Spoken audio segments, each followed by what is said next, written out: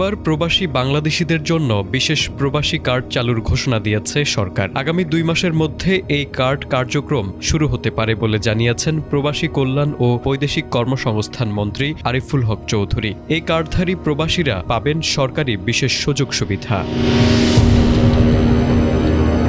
কার্ডধারী প্রবাসীরা দেশের বিমানবন্দরগুলোতে বিশেষ অগ্রাধিকার পাবেন। বিশেষ করে বিমানবন্দরে দ্রুত ইমিগ্রেশন সুবিধা তাদের ভোগান্তি অনেকাংশে কমিয়ে আনবে। এছাড়া প্রবাসীরা দেশে অবস্থানকালে তাদের জানমালের নিরাপত্তা এবং সম্পদের সুরক্ষা নিশ্চিত করতে সরকার বিশেষ নজর দেবে। যারা বেশি পরিমাণে রেমিট্যান্স পাঠাবেন তারা আনুপাতিক হারে বাড়তি সাপোর্ট বা সরকারি সহায়তা পাবেন বলে জানা গেছে।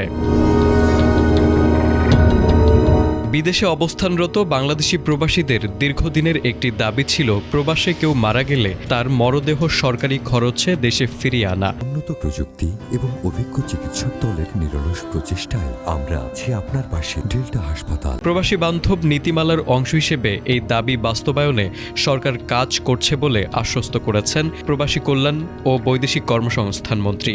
এখন থেকে প্রবাসীদের মরদেহ সরকারি ব্যবস্থাপনায় দেশে আনার বিষয়টি প্রক্রিয়াধীন রয়েছে, যা প্রবাসী পরিবারগুলোর জন্য একটি বড় স্বস্তির খবর। প্রবাসীদের বিনিয়োগ সুরক্ষায় সরকার নতুন পদক্ষেপ নিচ্ছে, যাতে তারা দেশে এসে কোনো ধরনের প্রতারণার শিকার না হন। একটি নিরাপদ বিনিয়োগ পরিবেশ নিশ্চিত করার পাশাপাশি ঢাকা নিউ ইয়র্ক সরাসরি ফ্লাইট চালুর বিষয়টিও সরকারের সক্রিয় বিবেচনায় রয়েছে। যদিও এটি কিছুটা সময় সাপেক্ষ, তবে প্রবাসীদের যাতায়াত সহজ করতে সরকার আন্তর্জাতিক মহলে নিরলসভাবে আলোচনা চালিয়ে যাচ্ছে।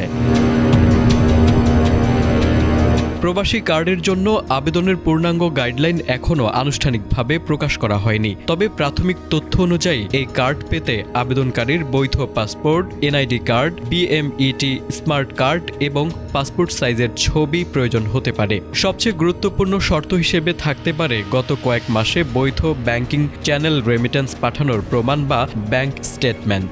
সংশ্লিষ্ট মন্ত্রণালয় দ্রুতই আবেদনের চূড়ান্ত প্রক্রিয়া ও অন্যান্য প্রয়োজনীয় নথির তালিকা সর্বসাধারণের জন্য প্রকাশ করবে বলে জানা গেছে। তারেক আজিজ, এটিএন বাংলা।